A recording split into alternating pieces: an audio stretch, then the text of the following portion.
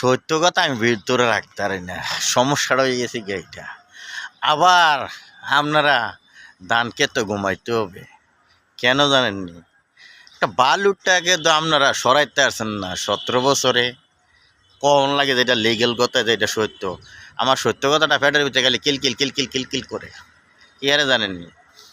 এই যে আমরা ত্যাগী নেতারা বাংলাদেশে কম কইরা 20 কোটির ভিতরে 4 কোটি হইল ত্যাগী নেতা আছে। এই যে আমি মনে করেন বাজারও যাই, আমাদের নেতাকর্মীরা কিন্তু দেখেও দেখে না, মাতে না। মানে হেরা মনে হয় 100 বছরের লেগে মনে হয় ক্ষমতা তাই লিছে। তো দেখলে আরেক দিকে ফিরাতে, এমনকি হেরা মনে হয় আমরা মনে জীবন আর দেয় নাই। কিন্তু সত্য কথা কইেন না, যেটা দেখার কথা এটা কইলে কিন্তু নেতাকর্মীরা আপনার লগে ভালোবাসা থাকতো না।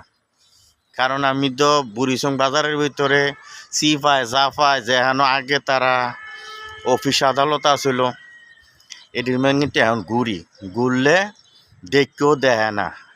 আর ইলেকশনের আগে কিন্তু ডাক দিত, হানিফ বাসার এদিকে আসো, একটা চা খাইয়া যাও। তুমি তো ভালো প্রতিবাদ করতে পারো, বিদেশ থেকে তো কত সুন্দর করে প্রতিবাদ করতে আসো, তোমার সাহস আছে।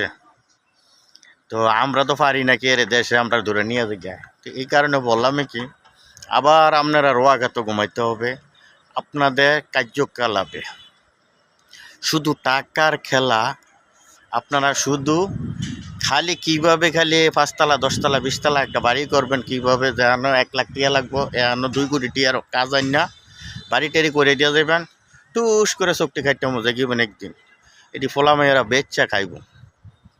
কথা খারাপ লাগলো কিন্তু আমার লিগেল কথা, বুঝেননি?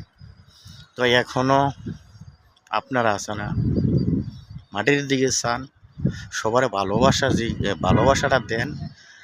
রাস্তাঘাটে দেখলে ডাক দিয়েন। আমি তো ঘুরি অনেক জায়গায়, সবাই কয় আও দেখছো নি তুমি, সত্য কথা 100 জনের ভিতরে 95 জনে কয় তুমি তো আমরা কলিজার খবরটা কও, কিন্তু কথাটি ভালো লাগে।